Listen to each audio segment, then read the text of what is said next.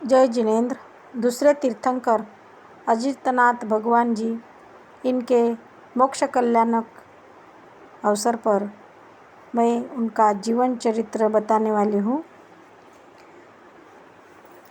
अयोध्या नगरी, जिसका दूसरा नाम विनीता नगरी और तीसरा नाम साकेतपुरी है, यह वही पवित्र नगरी है जहाँ 50 लाख करोड़ सागरोपम पूर्व में भगवान ऋषभदेव प्रथम तीर्थंकर के रूप में अवतरित हुए थे। पश्चात उन प्रभु के इक्ष्वाकुवंश में ही राजा अजितशत्रु हुए। उनकी महारानी विजयसेना, उनकी कुक्षी में ज्येष्ठ कृष्ण अमावस्या को द्वितीय तीर्थंकर अजितनाथ का आगमन हुआ। इस अवसर पर राजमहल के प्रांगण में 15 मास तक करोड़ों रत्नों की वर्षा हुई। विजया रानी ने हाथी आदि मंगल 16 स्वप्न देखे और महाराजा से उनका फल पूछा। आत्मज्ञानी महाराज अजितशत्रु को अवधि ज्ञान था, उसके द्वारा जानकर उन्होंने कहा कि हे देवी, इन सर्वोत्तम स्वप्नों का मंगल फल यह है कि सर्वोत्तम ऐसे तीर्थंकर का आत्मा तुम्हारे उदर में आया है। वह पुत्र मति, श्रुति, अवधि 3 ज्ञान साथ लाया है। यह बात जानते ही महारानी तथा समस्त नगरजनों को अपार हर्ष हुआ। देवलोक के देव देवेंद्र भी हर्षित होकर अयोध्या आए और प्रभु के माता पिता को दैवी वस्त्राभूषणों की भेंट देकर सम्मान किया।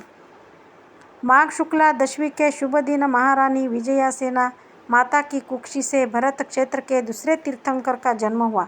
इंद्र ने उनका जन्माभिषेक करके अजितनाथ ऐसे नाम द्वारा उनकी स्तुति की। उनकी आयु 72 लाख पूर्व थी और शरीर 450 धनुष ऊंचा था।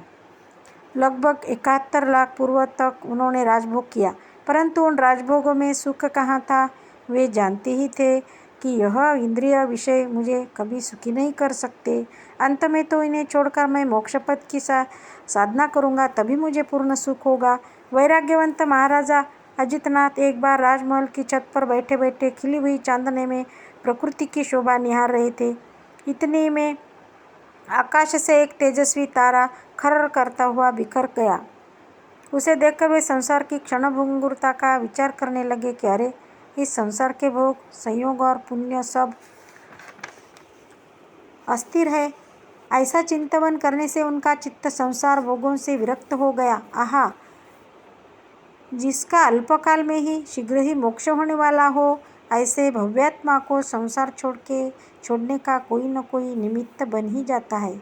इधर महाराजा अजितनाथ का चित्त संसार से विरक्त हुआ और उधर सारस्वत आदि 8 जाति के देव ऋषि प्रभु के पास अयोध्यापुरी में आए और वंदन करके कहने लगे कि हे देव, संसार छोड़कर चारित्र दशा अंगीकार करने के आपके विचार अति उत्तम हैं। आपके वैराग्य का हम अनुमोदन करते हैं। इस प्रकार उन देवों ने स्वयं बुद्ध महाराजा अजितनाथ के वैराग्य की महान प्रशंसा की। वैरागी महाराजा ने पूर्व में भोगे हुए राजभोगों को जूठन की भांति छोड़ दिया। राग को आग समान जानकर उसे भी दूर किया और आप दीक्षा धारण करके रत्नत्रय रूप मोक्ष रथ में आरूढ़ हो गए। माघ शुक्ला दशमी के दिन देवों ने प्रभु के दीक्षा कल्याण का महोत्सव मनाया। दीक्षावन में गमन हेतु सुप्रभा नाम की पालकी लेकर आ पहुँचे। यद्यपि उस सुप्रभा की प्रभा दिव्य थी, परंतु प्रभु अजितनाथ के उसमें आरूढ़ होते ही उनकी अचिंत्य ज्ञान प्रभा के समक्ष वह दिव्य प्रभावान सुप्रभा भी अप्रभा बन गई। चैतन्य प्रभा के समक्ष वह जड़ की प्रभा निष्प्रभ हो गई। तब पालकी लाने वाले देव भी लज्जित हो गए कि अरे, प्रभु की वीतरागी शोभा के समक्ष हमारे देवलोक के दिव्य वैभव भी निष्प्रभ हो जाती है। प्रभु के साथ 1000 राजाओं ने दीक्षा ले ली। स्वयं परम गुरु परमात्मा होने के लिए अवतरित उन महात्मा को दूसरे किसी गुरु की आवश्यकता नहीं थी। सिद्धों को वंदन करके प्रभु स्वयं दीक्षित हुए और शुद्धोपयोग में एकाग्र हो गए। उसी समय उन्हें 7वां गुणस्थान तथा मन पर्याय ज्ञान प्रकट हुआ। 3 ज्ञान तो पूर्व भव से ही साथ लाए थे और चरित्र दशा में 4था ज्ञान प्रकट हुआ। साथ में अनेक महान लब्धियां भी प्रकट हुई, परंतु चैतन्य की रुद्धि में निमग्न प्रभु को बाह्य रुद्धि का कोई लक्ष्य नहीं था। दूसरे दिन अजित मुनिराज ने वन में विहार करके साकेतपुरी अयोध्या में प्रवेश किया। प्रभु के प्रवेश से नगरजनों में आनंद फैल गया और धर्मात्मा दानी पुरुषों का तो मानो ऐसे सुपात्र के योग से महाभाग्योदय हुआ। तीर्थंकर मुनिराज को सर्वप्रथम आहार दान ब्रह्मा नामक धर्मात्मा महिपाल ने दिया।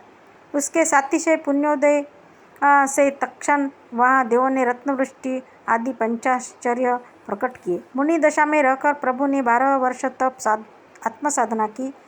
शुद्धोपयोग द्वारा बारंबार आत्मध्यान किया और पौष शुक्ला 11 के सायंकाल केवल ज्ञान प्रकट करके वे सर्वज्ञ अरिहंत परमात्मा हो गए।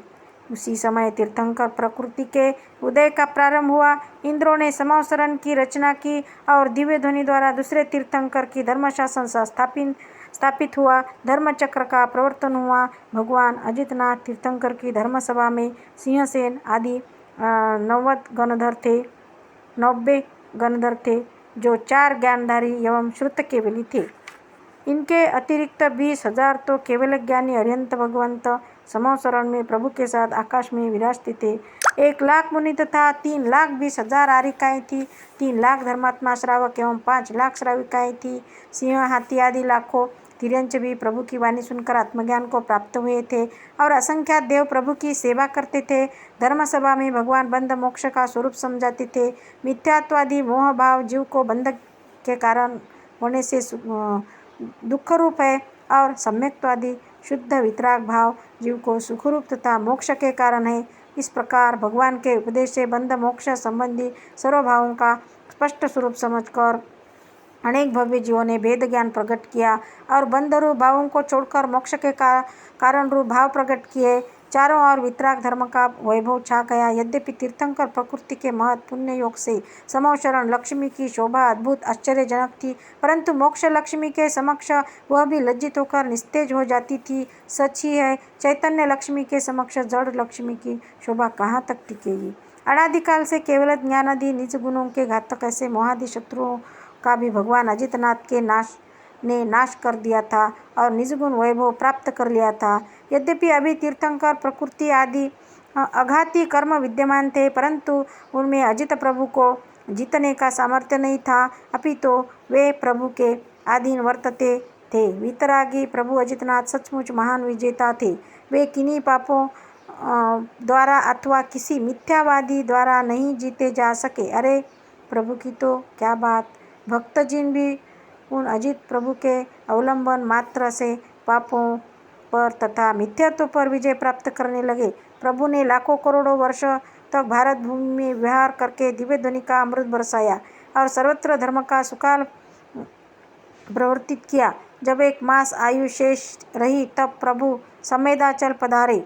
दिव्य ध्वनि रूप वचन योग थम गया और प्रभु ने अघाती कर्मों की भी विशेष निर्जरा प्रारंभ की। अब प्रभु का आयु कर्म तो अनंत मुहूर्त मात्र ही शेष था, परंतु दूसरे दिन कर्मों की स्थिति अधिक थी, इसलिए उन कर्मों की स्थिति को तोड़कर आयु जितनी ही कर देने के लिए इच्छा के बिना भी प्रभु के आत्म प्रदेश विस्तारित होकर समस्त लोक में फैल गए और निमेष मात्र से भी अल्प समय में अतिरिक्त कर्मों को आत्मा में से खिरा दिया। पश्चात थोड़ी ही देर में सिद्धवर पर तीसरे और चौथे शुक्ल ध्यान द्वारा चैत्र शुक्ला पंचमी को सर्व कर्मों के क्षय पूर्वक संपूर्ण आत्मशुद्धि प्रकट करके सिद्धालय में सिधारे।